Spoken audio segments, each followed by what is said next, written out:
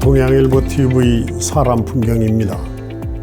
지금부터 6년 전인 2016년부터 5년이 넘도록 동양일보는 규슈 속의 한국사, 조선 통치 비화, 제1동포 75년사 등 제1동포들의 삶을 조명해 왔습니다. 일간신문으로는 드물게 격주간으로 매해 한 면 전체를 할애하는 기획 특집이었습니다. 우리가 자칫 잊고 지나갈 제1동포들의 삶과 교육과 역사에 관한 이 조명 작업은 한반도에서는 식민지 35년이 마무리되었지만 일본에 남았던 우리 동포들의 지난한 삶은 75년이 넘었다는 사실을 일깨워 주었으리라 믿습니다.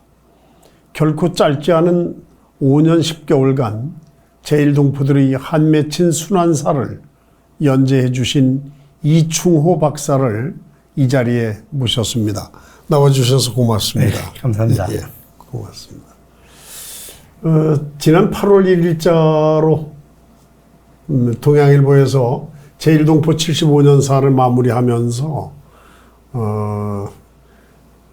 그동안 참으로 고생이 많으셨다는 것을 다시 느끼면서 독자들과 함께 감사 인사를 올립니다. 네, 감사했습니다. 아주 오랜 동안 참 고생 많이 하셨습니다.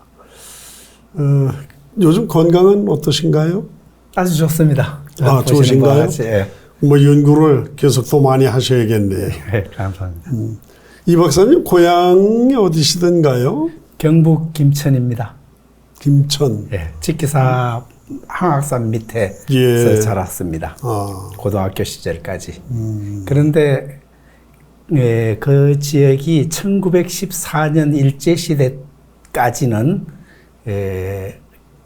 충청북도 한간군이었습니다. 제가 태어난 고향이. 그러니까 결국은 뭐 충북이 뿌리셨군요. 예, 그래서 교직생활 1974년 3월부터 충북 제천중학교에서 시작해서 이곳에서 12년 평교사로 근무했습니다. 일본에서 10년이 넘도록 생활을 하셨더군요. 네. 어떻게 일본과 그렇게 관련 지어지셨는지. 제가 대학 시절에 일제 침략사에 대한 연구를 하려고 마음을 먹었습니다. 그래서 그때부터 조금씩 일본어를 공부해서 일본 유학을 꿈꾸었는데 생각대로 안 되더군요. 그래서 일본 파견교사 제도가 교육부에서 있는데 그 시험을 제가 봤습니다. 그것도 잘 안 되더라고요. 어려워서. 전국에 한 명씩 보내는데 그 자리가 날 때마다 이제 임기가 끝나면 돌아오면 가는데 그게 쉽지 않은 시험인데 제가 5번을 시험 봐서 떨어졌습니다. 그 6번째 합격을 해서 오전 6기셨군요. 네, 동경항공학교에 역사 선생으로 근무를 하게 되었습니다. 그게 이제 2년이 돼서 줄곧 일본에 근무하였습니다. 3차례 근무했는데 그 다음에는 이제 한국 대사관, 그 다음에는 일본 후쿠오카 주일 영사로 근무했습니다. 5년 10개월이라고 하는 결코 짧은 세월이 아닌 동안을 연재를 참 한 해도 거르지 않고 이렇게 연재를 해주신 것이 저희들로서도 좀 경이롭고 독자들도 아마 그렇게 받아들였을 것으로 봅니다. 오랜 동안 이렇게 특별하게 연재를 하시면서 가장 기억에 남으시는 일들이 좀 많이 있으시겠지만 그 간추려 주시면 대략 어떤. 제가 사실 여러 가지로 나름대로 하는 일 없이 바쁩니다. 그런데 2주 만에 한 번씩 그 원고를 내는데도 너무 빨리 돌아오는 느낌이 들었습니다. 그렇죠. 한번 그 시간이 되면 어떨 때는 밤을 새워서도 워낙 또한 해분이 양이 방대해서 그래서 A4 용지로 워드로 한 5페이지 정도를 만들어야 되는데 물론 사전에 준비는 좀 이제 하면서도 당일 닥치면은 바쁘고 다행히 그 박 기자님 또 김 기자님이 제게 독촉을 잘 해줘가지고 제가 5년 10개월이라는 기간을 무사히 마칠 수 있게 해주셔서 감사했습니다. 그러니까 지금 말씀 들어보니까 계속 원고 쓰시는 거에 쫓기셨군요. 네, 나름대로 쫓기고 살았습니다. 혹시 그동안에 그 연재를 하는 동안에 이제 제일동포들도 많이 봤잖아요. 그 중에서 무슨 어떤 관계된 일들은 없었을까요? 제가 이제 그러면서 일본하고 여러 가지 아는 사람들이 많고 하니까 연계가 돼가지고 필요한 자료들도 이제 받고 그런 식으로 이제 해서 자료를 정리하고 특히 오자와 유사쿠 스승이 나중에 이야기하겠지만은 그분의 자료를 많이 활용했습니다. 그런데 이제 그 제일동포들도 자기들의 이야기를 한국에서 이렇게 풀어서 오랜 동안 조명을 해주시는 거에 대해서 좀 고마운 생각도 있었을 거예요. 그에 대해서 아주 반응이 좋았습니다. 그래서 이제 제 생각에는 동경에 근무하면서 민단 관계자들, 교육 부장이라든가 민단 단장님이라든가 이런 분들하고 많이 이제 친교 관계를 맺으면서 들었던 이야기. 그 다음에 이런 자료를 언젠가 한번 한국의 본국 사람들이 알게 해줬으면 좋겠다. 제게 특별히 이야기한 분들도 많았습니다. 그래서 회장님께서 가능하시면은 민단장님께 이 자료를 다 보내주서면은 아주 좋아할 거라고 저는 생각이 듭니다. 그것도 미처 생각을 못했던 일이네요. 어느 사회나 차등화돼 있고 그렇지만 제일동포들의 삶의 양태라거나 그들의 어떤 그 삶의 질은 어떻게 보시나요? 아주 좋은 질문이신데 한마디로 말씀드리기는 좀 어렵지만은 우리가 이 본국에서 보는 제일동포들 우리가 어려울 때 제일동포들이 지원을 많이 해줬습니다. 사실은. 그렇습니다. 그래서 친척들 중에 있으면은 옷도 보내주고 좋은 물건들도 보내오고 했었을 겁니다. 일본이 제일 전성기가 1980년대였습니다. 그때 모두들 기억하시겠지만은 그때 제일동포들한테 많은 환대를 물질적으로 받은 분들도 있을 거라고 생각이 됩니다. 그런데 제가 일본에서 살면서 본 제일동포들의 삶은 그리 만만치 않았습니다. 그렇죠. 너무너무 어려운 역경 속에서 살았습니다. 그래서 우리나라가 지금 잘 살듯이 그들도 일본 사회가 좋아지면서 좀 우리보다 훨씬 레벨업 되어서 살았던 때가 1980년대 그때였습니다. 근데 대부분의 사람들이 우리 제일동포들은 어렵게 살았어요. 일부 아주 빠지고하고 해서 돈을 많이 번 분들은 극히 일부입니다. 그렇죠. 그 정영필 씨 같은 분들이나 이런 분들은. 그렇습니다. 그래서 지금 그래도 보편적 삶이 그래도 우리 한국으로 비춰보면은 예, 중정도는 상중하에 중정도 생활들은 되지 않나요? 전혀 그렇지 어렵습니까? 않습니다. 전혀 그렇지 않습니다. 예. 그것은 어떻습니까? 일본 사회에서 제일동포들에 대한 어떤 사회 진출이라든가 어떤 것이 좀 어렵게 구조가 돼 있어서 그렇죠. 맞습니다. 이게 한동안은 뭐 초창기에는 전혀 사회 취직도 못하고 제일 허들의 일만 하는 하층이 우리 제일동포들의 삶이었습니다. 그러다 이제 최근에 와서 이제 공무원도 할 수 있게 최근이라면 대략 그것이 언제?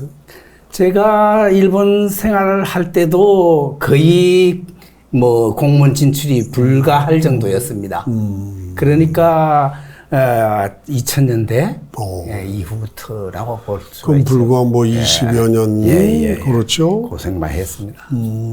그러면 이제 그 전까지 이제 1900년대 말까지는 좀 어려웠지만 이제 그 다음부터는 좀 사회적 진출도 좀 용이하게 되고 그렇습니다. 하면서 이제 조금 잘 살게 되는데 가속이 좀 붙으려나요? 이제 뭐 전 세계가 그런 시스템으로 되고 하니까 이제 더 이상 뭐 고통은 안 주겠죠. 이 좀 관심이 좀 생기는 것은 제일동포들의 그 교육, 그 일본 사회에서의 교육, 그 교육은 대략 어떻습니까? 이야기를 하면 참 어려운 것들이 많은데 제가 간단하게 말씀을 드리보면은 한마디로 말씀드려서 1세 세대가 너무 짓눌리고 억압 가운데서 한국의 우리 식민정책보다 일본에 있던 제일동포들의 식민정책이 더 어려웠습니다. 그거를 우리는 이해하기가 어렵습니다. 그렇겠네요. 숨어서 살고 도망치고 그러다 보니까 하는 일들은 먹고 살려면은 뭐 상상이 갈지요. 그래서 한 예로 제가 잘 알던 동경학국학교 PTA 회장 예를 들면은 가방 공장을 했는데 지하에서 숨어서 어느 날 경찰이 들어닥쳐서 다 뺏어가고 그런 삶의 연속이었습니다. 그 자녀가 우리 학교에 다녔는데 그런 아버지의 모습을 본 아이들의 교육은 그대로 전수되어서 지금도 사색 애들도 마찬가지로 그런 이미지가 일본 사회에서 남아 있습니다. 이것은 교육이라는 것은 100년 간다고 하지만은 그야말로 대대로 물려지는 그래서 내가 그 학생들 교육을 하면서 이제 대한민국이 전 세계에서 이런 위치에 있는데 너들 그렇게 살지 마라. 그 교육이 먹히지 않아요. 그 정도로 제일동포들의 삶은 지금도 숨어서 삽니다. 뭐 그렇게까지 이야기하면 가장됐다고 하지만은 마음속으로는 일본 관리들이나 이런 사람들 보면 엄청 무서워합니다. 우리가 상상 이상이에요.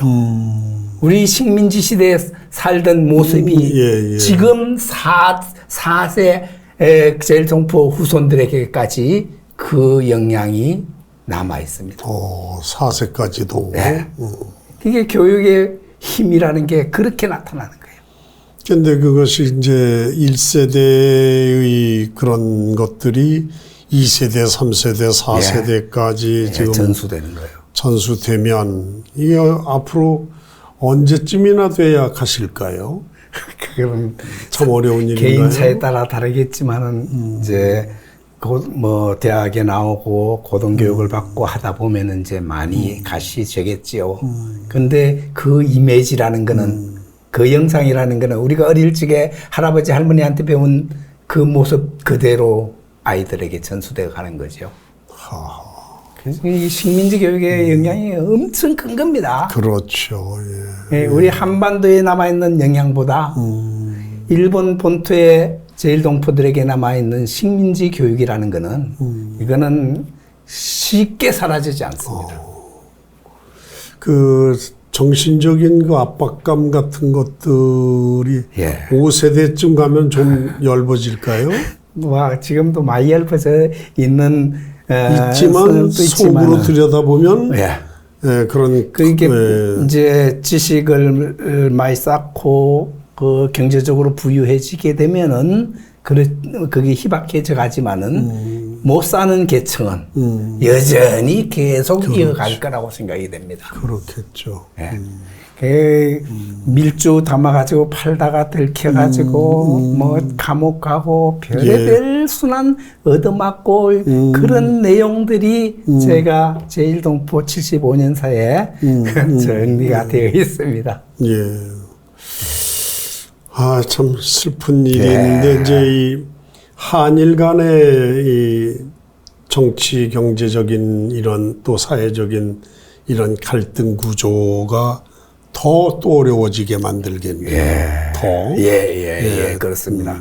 그래서 우리나라 정치가 뭐 제가 이제 결론적으로 이야기하겠지만은 그 정치의 영향이 제1동포들에게 어떤 많은 영향을 주지요.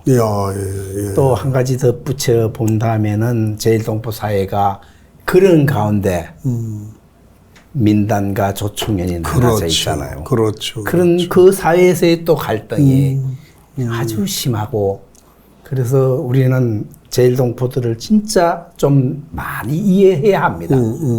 본토에 계시는 분들은.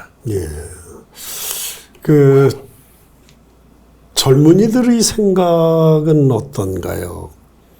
그렇게 이제 찌들린 그 선대들의 정신적인 피해 의식 속에서 이제 이들이 그 일본 사회에 접하면서 어떻습니까? 좀 희망을 좀 가질 수 있습니까? 앞에서 이야기 드렸지만은 젊은이들은 이제 가급적이면은 제1동포라는 것을 안 나타내려고 합니다.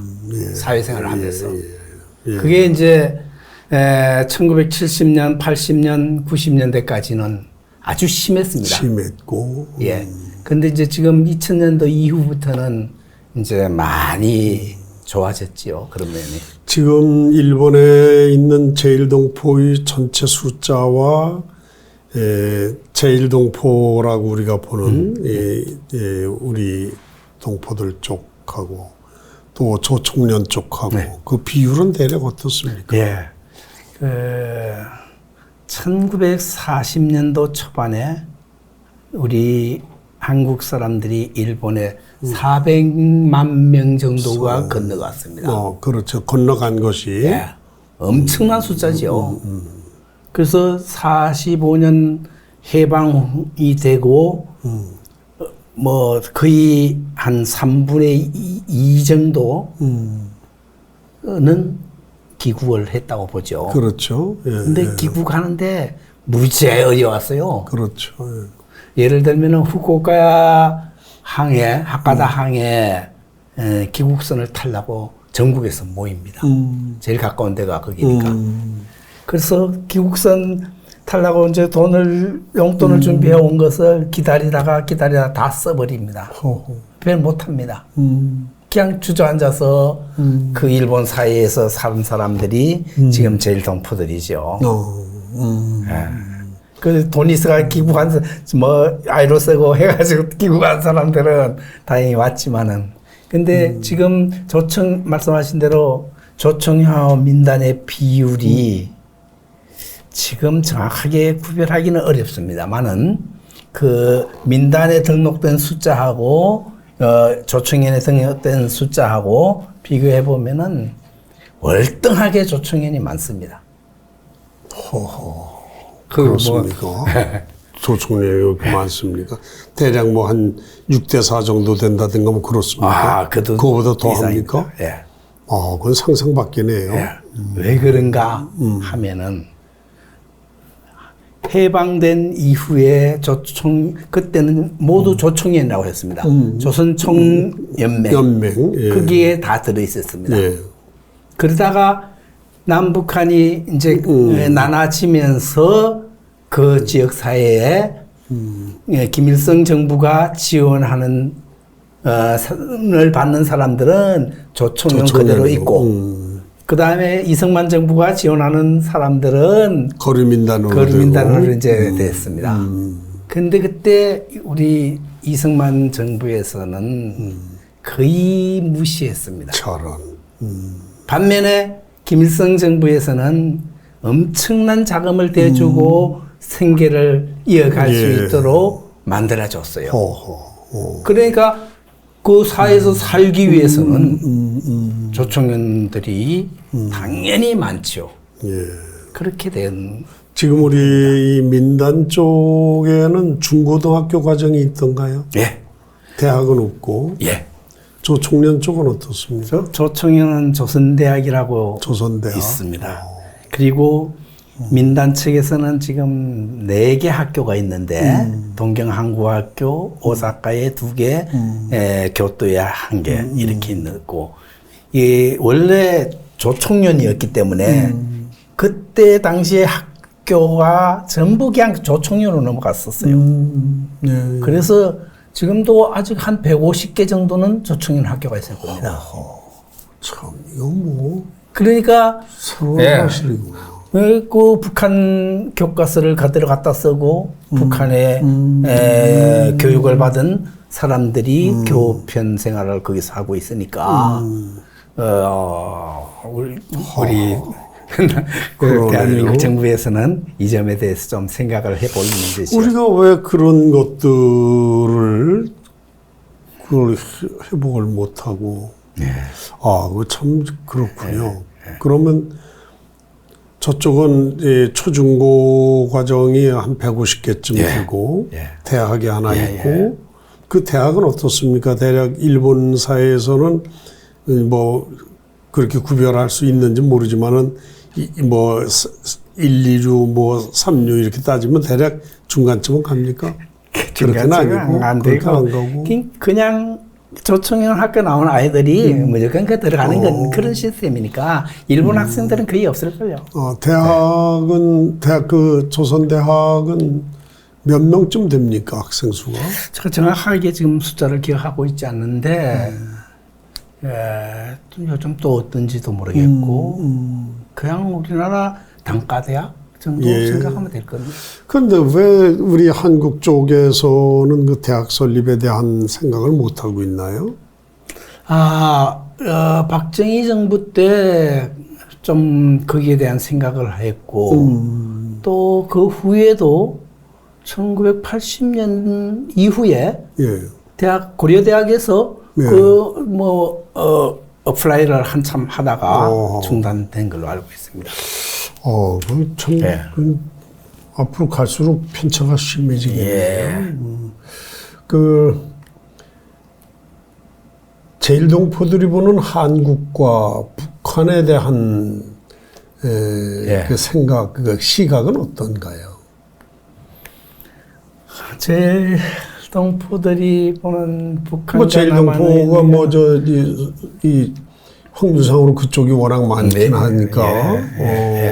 근데 일반적으로 보면은 남북한을 다 똑같이 조국이라고 생각하고 있죠. 근데 이제 이념 교육을 받았기 때문에 일본에서 그 생활하기 때문에 자기들이 이제 지금 세대들은 본국에 돌아간다는 생각이 거의 없으니까 그냥 똑같은 그의 입장에서 이제 바라봅니다. 보지만은 아무래도 이제 북한에서 자금을 대출받고 하는 이런 회사를 가진 사람들이야 뭐 당연히 북한이 좋고 그 외에는 대개 이제 남한의 발전상을 알고 있기 때문에 남한에 대한 인식이 지금 와서는 많이 좋아졌죠. 많이 좋아졌죠. 제발 그래야지요. 그렇지만은 이제 자기들은 피해 의식이 꽉 잡혀 있기 때문에 남한 정부나 북한 정부에 대해서 대한민국 우리 조국 정부가 좀 관심을 많이 가져주기를 바라는 거죠. 불만 불평이 있죠. 새 정부가 참 심각하게 받아들여야겠네요. 그렇다고 봅니다. 그 일본 체류 중에 좋은 인연을 가진 분들도 계실 테고요. 또 좋은 추억도 있으실 텐데 좀 한두 가지 소개 좀 해주시죠. 제가 처음 88년도에 동경항공학교에 가서 근무할 때 일본에 대해서 아무것도 모를 때 동경항공학교 교포 중에서 이제 교감이 박신춘 교감이라는 분이 있었습니다. 저보다 한 17, 18세 정도 많은 분이었는데 문경 사람이었습니다. 그래서 같은 고향 비슷하다고 저를 아주 아껴줬습니다. 그분이 중학교 3학년 때 아버지를 따라 동경에 왔는데 그 아버지가 왜 동경에 왔느냐 하면은 박열 열사하고 친한 친구였습니다. 그분도 문경 출신인데 그래서 따라서 동경에 와서 이제 그 애국 운동을 한 분의 그 자세 분인데 그분이 일본에 대한 그 상세한 여러 가지 인포메이션을 저한테 잘 줘서 제가 일본에서 살아가는데 많은 도움이 되었습니다. 그래서 자료 구하는 거 제가 이제 일본 간 목적이 역사하는 사람이라서 식민 시대를 연구하려고 목적을 가지고 갔기 때문에 참 도움이 많이 됐습니다. 그 박시춘 교감이라는 분은 지금 연세가 많으시겠죠? 저보다 17, 8세 많았으니까 한 이제 87, 89 정도. 지금도 건재하고 계신가요? 작년에 잡고 했어요. 작년에, 아이고, 저런. 그래서 제가 전문을 보내고. 그 다음에 이제 오자와 유사쿠 선생이 아까 잠깐 말씀드렸는데 그분은 진짜 훌륭한 교육자였습니다. 동경도립대학교 교수였는데 그분이 저한테 이야기한 것이 뭐 책에도 써놨는데 뭐라고 써놨는가 하면은 조선은 한국 민족을 네 부류로 나누게 한 것은 일본의 크나큰 인류사적인 제약이다. 그게 남한과 북한, 그 다음에 제일동포, 제만동포. 이렇게 나눈 것은 일본 식민지의 결과였다. 두고 사죄해야 할 민족적인 제약이다. 그러면서 그분은 그 많은 제자 양성을 해서 대학에서 그 분야의 연구를 하도록 해가지고 지금 일본 전국대학에 나가서 교수를 하고 있습니다. 그래서 2002년에 그분이 2001년에 작고를 했어요. 일주기 기념 논문 발표가 있어서 제가 다카마츠 대학에 초청을 받아 가서 발표를 했습니다. 그분과의 인연 관계 등등을 쭉 정리를 해가지고 그 제자들이 이제 서둘러 가지고 중심이 돼서 그분이 평생 모아놓은 우리 제일동포 관련 자료를 2003년인가? 2003년에 서울대학에 기증을 해놨습니다. 서울대학 도서관에 오자와 유사쿠 코너가 있습니다. 그래서 저는 그분을 잊을 수가 없습니다. 그분의 편지라든가 지금 그분이 우리 청주분인데 김신일 그 박사가 교육부 장관을 하셨을지요. 서울대학 교수 하실 때 1999년에 오자와 유사쿠와의 담화해가지고 서울대학에서 했었습니다. 제가 이 제일동포 75년사에 그분의 특별 마지막에 썼는 자료를 정리해가지고 계속 기고를 하려고 하다가 여기서 중간했는데 한 5, 6개월 정도 기고할 내용입니다. 아주 좋은 자료입니다. 또 있으신 또 한 분을 더 소개를 하면은 이분은 제가 참 이야기하기가 좀 조심스러운 분인데 최서면 선생님이라고 있습니다. 최서면 선생님, 예. 저도 아는 분 같은데. 야, 그래요? 예, 최서면. 이분은 동경에 30만 부의 자료를 개인 소장으로 갖고 있는 도서관을 운영하고 있어요. 제가 알기로는 이승만 정부 때 망명 와서 일본서 생활하는 걸로 알고 있었습니다. 제가 1988년에 처음 가가지고 박신춘 교감 선생님의 소개로 그분을 만나가지고 더니 아주 저를 반갑게 맞이해 주면서 젊은 역사학자 이런 일을 많이 이제 해야 되겠다 하면서 저한테 격려를 많이 해줬습니다. 이분이 글 쓰는 분 아니었습니까? 글도 썼죠. 최서면 선생. 아시는 분들은 좀 많이 알 겁니다. 동경에 계셨지만은. 그래서 제가 알기로는 2000년 이후에 소식을 들었더니 서울대학 교수 어느 분이 그분의 자료를 다 인수받아 가지고 반출을 한다고 했는데 뭐 일본 정부에서 못하게 하고 뭐 하는 이야기를까지 듣고 물론 이분은 연세가 많아서 이제 2000년 초에 돌아가시는 걸로 알고 있습니다. 아주 그 간다의 고서점가에 가면은 그분 모르는 사람이 없어요. 예. 새로 나온 자료는 그분에게 먼저 연락하니까. 그래서 우리나라 관계되는 자료를 일본 사람들에게 뺏기지 않고 일본 사회에서 다 모아놓으신 아주 훌륭하신 분이었습니다. 그 시간이 좀 없어서 요즘에 어떤 일을 하고 계신가요? 요즘 하는 일 없이 바쁘게 지내는데 첫째는 건강을 위해서 제가 열심히 공치고 놉니다. 그 다음에 이제 친구들 텃밭에서 그 농장을 갖고 있는 친구들이 셋이 있는데 다 합하면은 5,000평 가까이 됩니다. 굉장히 크죠. 5,000평. 그래서 4명이 저는 땅이 한 평도 없지만은 4명이 공동 작업을 열심히 하고 저는 가서 무료봉사하고 먹는 것만 얻어다 먹고 그 농장은 어디 있습니까? 가덕이 하나 있고 그 다음에 장암동에 하나 있고 그 다음에 운동동에 하나 있고 이렇게 3군데가 있어요. 올해는 고구마를 많이 심어놨습니다.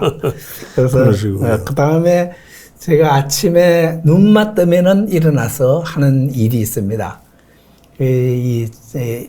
2018년부터 4월 달부터 시작해서 그 새 필로 가지고 붓글씨를 한학에 대해서 좀 공부를 하고 옛날에 못했던 거를 그 다음에 요즘은 제가 중국 가서 1년 살았는데 중국말 좀 하는데 중국 성경을 창세기부터 지금 출애굽기 이제 거의 다 써가고 있습니다. 매일 한 이만한 종이에 한 3시간 정도 쓰면 한 장씩 쓰는데 이런 일. 그 다음에 전자색소폰을 2019년에 구입해가지고 이 동경서 전자색소폰에 빠져가지고 놀고 있습니다. 그런 일 하고 있습니다. 마지막으로 우리 국민들에게 제일교포들의 그 실상을, 제일동포들의 실상을 그렇게 잘 아시는 분으로서 좀 당부하실 말씀이 있으시다면. 참 좋은 질문이신데 이제 결론적인 이야기를 말씀드려야 되겠습니다. 제일동포에 대한 인식을 우리가 하기가 참 힘든데 저와 같이 뭐 이제 그 사회에서 살았으면은 이해를 하겠지만은 누가 알려줄 사람도 없고 그래서 뭐 우리 국민들이 모르는 것이 당연합니다. 이 제일동포들은 본의 아니게 일본에 끌려가서 어렵게 그 할아버지 세대를 지내고 지금 현재 살고 있지만은 그들에게 남은 그 일본에 대한 피해의식, 우리 한반도에 대한 피해의식, 등등 피해의식으로 잔뜩 쌓여있는 이들을 어떤 방법으로 우리가 치유해 줘야 할 건가 하는 것을 우리 공동과제로 생각해야 할 문제라고 저는 생각합니다. 그래서 뭐 구체적으로 할 수는 없지만은 우리 이제 새 정부가 일본과의 관계를 좀 더 잘 해가면은 우리 제일동포들의 지위도 향상되고 그들이 활력 있게 일본 사회에서 국위를 선양하며 살아갈 수 있다고 저는 생각합니다. 제가 그 중에 하나로 그 1999년 김대중 대통령께서 오셨을 때 문부성에서 저한테 찾아왔습니다. 제 사무실을. 선물로 뭘 하면 좋겠느냐. 당신네들이 해줄 것이 있으면 말씀해보라 했더니 문부성에서 할 수 있는 그 한국어를 우리 대학 수능시험과 같은 센터 시험에 넣으면 어떻겠느냐. 참 큰 선물이네. 좋다. 이게 제일동포들에게 엄청난 큰 그렇죠. 활력소가 되는 내용입니다. 그래서 저한테 찾아와가지고 일본 사회에서 조선을 하고 알고 있는데 조선을 하고 명칭을 하면 어떻겠느냐. 그거는 안 된다. 그럼 북한하고 가서 협상해라. 한국어로 해라. 그러냐고. 그랬더니 NHK에서 한글 강좌가 있는데 한글이라는 이름으로도 알려져 있다. 그 많은 사람들이 그래서 한글이라고 하면 어떻겠느냐. 그거는 더더욱이 안 된다. 왜 안 되느냐.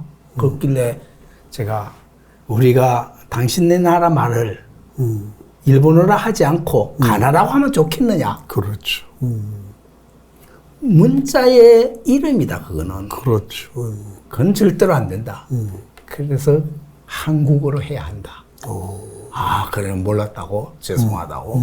그래서 지금도 일본 대학 수능시험에 영어, 중국어, 독어, 한국어 4개 중에서 외국어를 선택할 수 있도록 되어 있습니다. 이것은 별것 아닌 것 같지만은 제일동포 사회에 엄청난 활력소가 되었다고 저는 생각합니다. 그럼 이 박사님 큰 공헌하셨네요. 덕분에 대통령상을 받았죠. 그로 인해서 그래서 저는 말이 나온 김에 한 가지 더 덧붙이고 싶은 거는 우리 문화관광부에서 할 일이 있습니다. 뭐냐 하면 전 세계 주요 도시에 한국에 관광 오기 위해서 문화관광부가 사무실을 갖고 있을 거라고 생각합니다. 많은 사무실을. 거기에 우리 인력자원 퇴직한 교원들 가서 한국어 교육을 하면은 그 사이에 적은 돈 들여가지고 문화관광부에 할 역할을 다 한다고 생각합니다. 한국어만 배우면은 여행 오는 사람 많습니다. 그렇죠. 한국에 대해 관심 있는 사람 많아집니다. 이거는 국익을 위해서 최고로 중요한 과제라고 저는 생각합니다. 지금 제일동포가 몇 명쯤 있습니까? 아주 일본에. 지금 등록 우리 민단 조청년 제가 잘 모르겠고 민단은 한 등록된 인원이 35만에서 40만 정도 돼요. 아직도 많이 있네요. 이유는 기하를 많이 했습니다. 귀화를 많이 해서 이제. 그는 제일동포로 남아서 현실적인 삶을 살아가기가 여러 가지 제약이 있기 때문에 그 정도로 우리 정부가 더욱더 관심을 가져주면은 우리 국위를 선양하면서 자기 나라 국가를 나타내면서 더 이상 기하하지 않고 살아갈 수 있도록 해줄 수 있는 방안이 아닌가 생각이 됩니다. 오늘 이 정해진 시간만 아니면 더 오래 좀 이 가슴이 아리지만 더 많이 말씀을 들었으면 좋겠는데 시간 제약 때문에 여기서 부득이 마쳐야겠습니다. 이런 프로그램을 만들어 주셔서 감사하고요. 그 다음에 우리 조 회장님께서 민단 단장이 이 사실을 자세히 알면은 많은 칭찬과 경애가 있을 거라고 생각이 됩니다. 이 박사님 하여튼 고맙고요. 그동안 5년 10개월간도 애를 써주셨는데 오늘 또 이렇게 바쁜 시간 내주셨고 이런 것을 계기로 제일동포들에 대한 인식을 좀 새롭게 하는 계기가 되었으면 좋겠습니다. 감사합니다. 아주 고맙습니다. 고맙습니다. 감사합니다. 예.